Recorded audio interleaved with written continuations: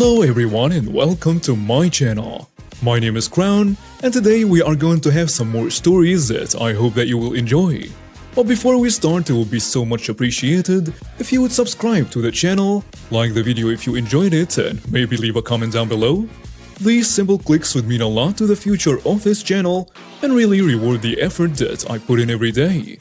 And now, without further ado, let's go. First story. Illegally park and block driveways in our neighborhood and do it constantly while throwing a party? Expect what's coming. 2 years ago, a new family moved into our quiet little neighborhood, and they began their reign of terror. We've lived here for over 20 years in this neighborhood, and except for these past 2 years, it's been wonderful. I love our neighbors, except this family. This just family sucks. I'm not even sure where to begin. They are loud, they are dirty, and they are obnoxious. Their dog barks at all hours. They constantly yell at each other, they throw parties well into the night, and they steal my older neighbor's paper. They actually trained the rat wheeler to fetch the neighbor's paper. Impressive, but wrong. They throw their dog's poop into other yards. So much. They even cut my 80-something-year-old neighbor's prized roses for themselves. Who does that? There are about 100 issues I could write about and how we've all dealt with them, but this past weekend was my own glorious take on it all. Oh, and yes, we tried talking to them. We tried inviting them over. We've done nice things for them, and all we've expected is that they act like decent neighbors. And that's never happened. In our neighborhood, parking is scarce. Most of these homes are classic 1950s with single-lane driveways, and parking is limited even on the street. There is a busy road a few blocks away that has a great nightlife and popular restaurants, which means that at times, especially on the weekends, the street can fill up. This family has 4 drivers and 5 vehicles, with only enough space for 2 in their driveway at a time. Constantly, they will park and leave their vehicles for days and sometimes weeks in front of other people's homes. Sometimes leaving their driveway empty for no reason with all of their cars parked on the road.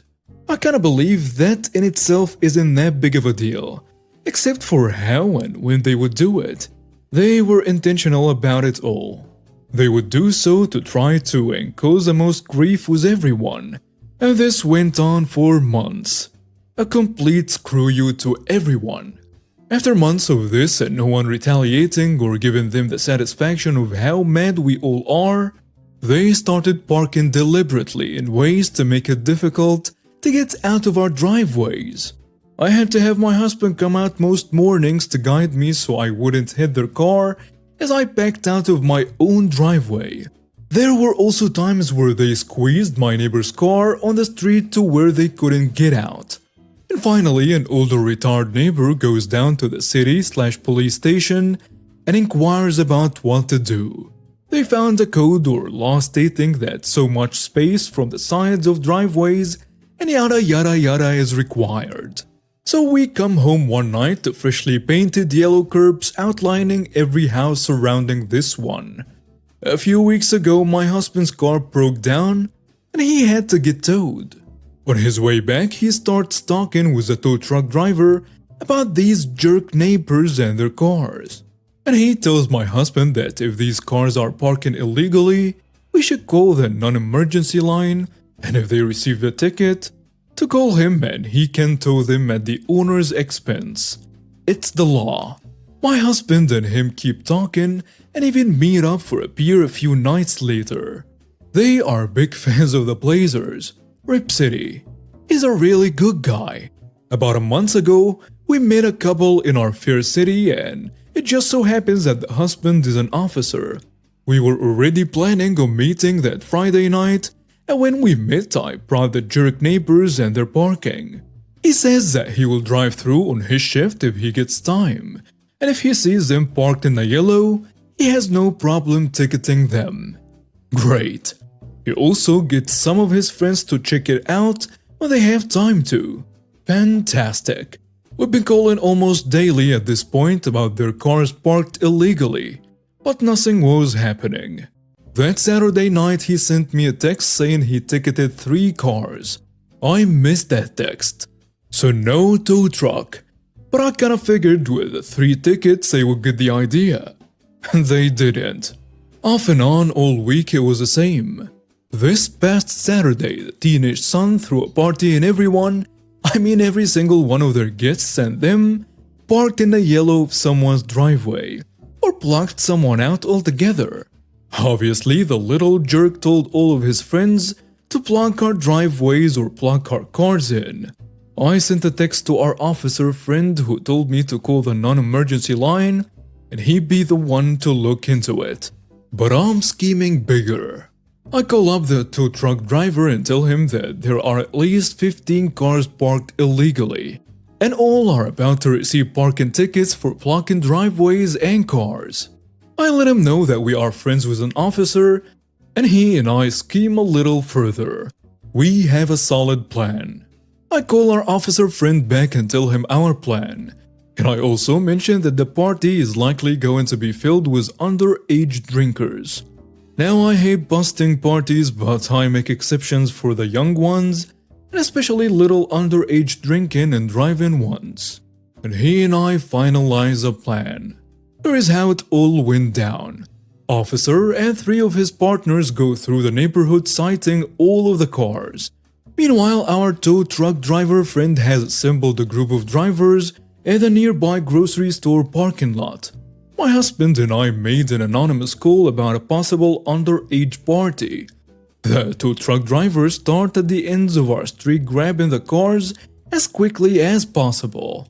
A few alarms here and there, but no way could they hear it in the party. When they approach the house, my husband makes an anonymous call about an underage party in our neighborhood. Conveniently, our officer friend just so happens to be still there. So he and his partner go over to the house to check on it. As they knock on the door, lights go out. Music shuts off and the house goes quiet. At this moment, the tow trucks come in and are now towing the remaining 5 cars right from in front of their home. I just wish I could see the kids' faces inside as they are all having a dilemma about what to do. Do they go out and bust themselves for underage drinking and try to stop their cars from being towed? Or do they just sit and bite the bullet and watch $200 plus go down the drain? On Sunday, they had 3 cars returned from being towed, and all 3 were parked just shy of the yellow lines. I will call this a win. My husband and a couple of neighbors also spent Sunday putting up some new cameras. They were all very giddy and loud about it. Something about all the lights and police on Saturday made them nervous. Edit. For the threats against me for busting the underage party, how did you skip over as they knock on the door, lights go out, music shuts off, and the house goes quiet? Nothing happened to the kids at the party other than them watching their cars get towed. In America, the police cannot just go into a home without a warrant. If the kids aren't opening their door or inviting the officers in, there is nothing the police can do other than stand outside. Next story. Dealing with an entitled neighbor. We got a call to a house where there were a bariatric patient who had fallen. The patient was morbidly obese and weighed around 30 stones, 420 pounds. This story isn't really about them though. There are many reasons people get to this size, and I've never judged, only helped. No, the problem here was a really arrogant neighbor we had come across before. And boy, was this chap so judgmental. Our patient had a car and had a disabled parking permit. They also had a council-designated disabled parking spot outside their home, which the neighbor kept parking in. There have been a number of letters from the council regarding this, and a number of parking fines just served to annoy this chap even more. On the day of the story, I took the call that the patient had fallen and we went to the house. Sure enough, the neighbor was not only parked in a disabled spot, but had parked a second car blocking access to the patient's driveway. I assessed the patient and suspected they had a broken hip, so needed to go in. I sent my colleague round to the neighbor to ask them to move the cars, and when they came back, I was told the neighbor had just told my colleague to do one. No problem. Time to get the message home. I radioed through to our control center and asked for the fire service and police. We needed the fire service to help lift the guy and the police to do a little parking control. The fire service were the first to arrive, and I spoke to the crew commander to let them know what the situation was. A fireman went to the house to ask the neighbor to move the car. I was told the same as my colleague. The message was relayed back and the watch commander just asked me one question. Is the patient's life at risk? And it was time our thoughtless neighbor got the message. My answer was yes. There is equipment I need to get into the house, and the driveway is blocked, preventing me doing so.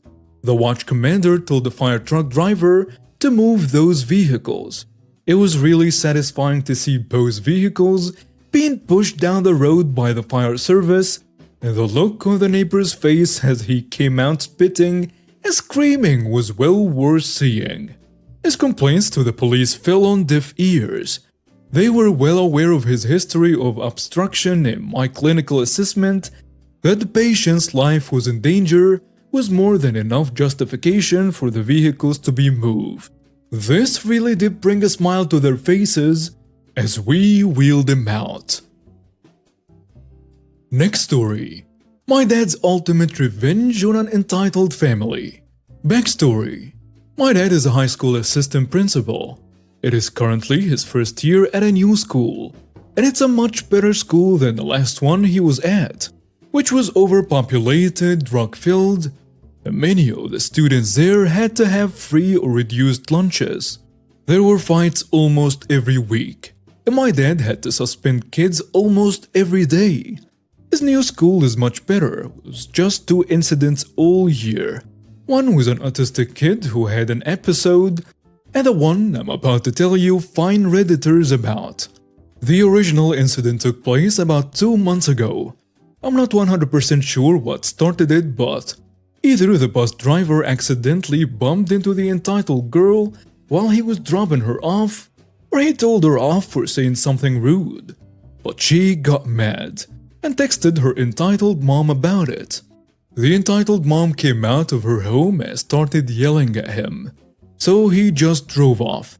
The next morning, the bus driver went to pick up the entitled girl, but when he got to her driveway, she wasn't there. The entitled mom, the entitled brother, and the sister were there.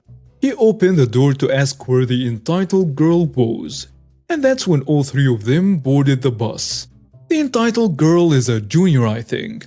Her older brother was around 22, and her older sister was in college.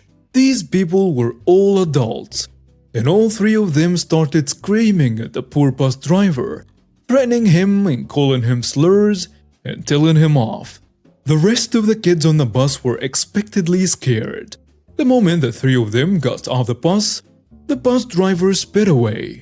The one thing the entitled family forgot to think about was the fact that there are 4 HD cameras equipped with audio sensors on every bus in our county, and they caught everything.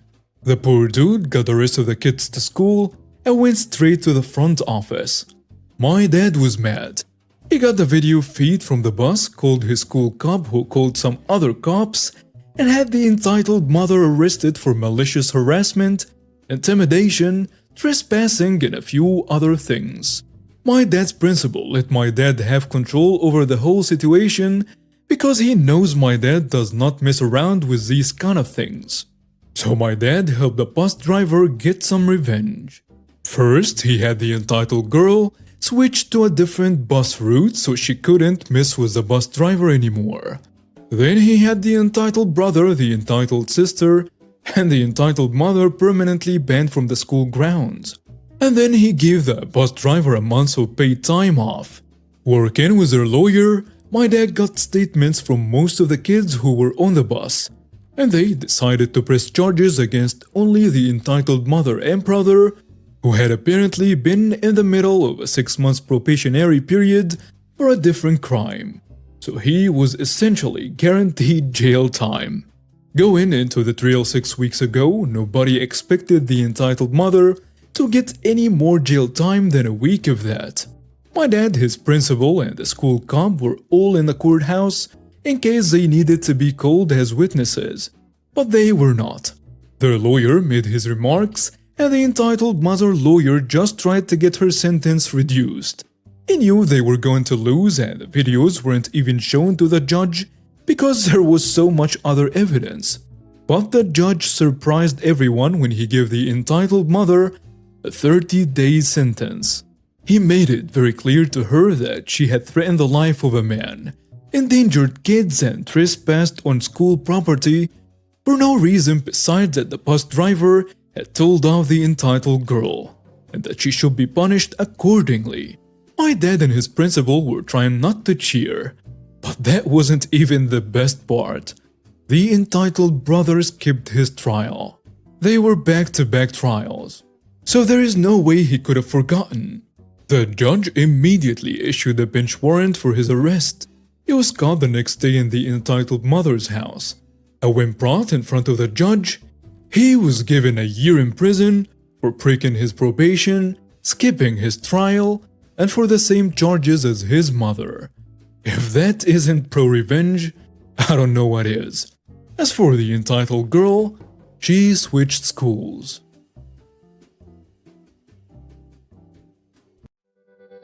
And now we have reached the end of today's stories. Thank you for watching and see you next time.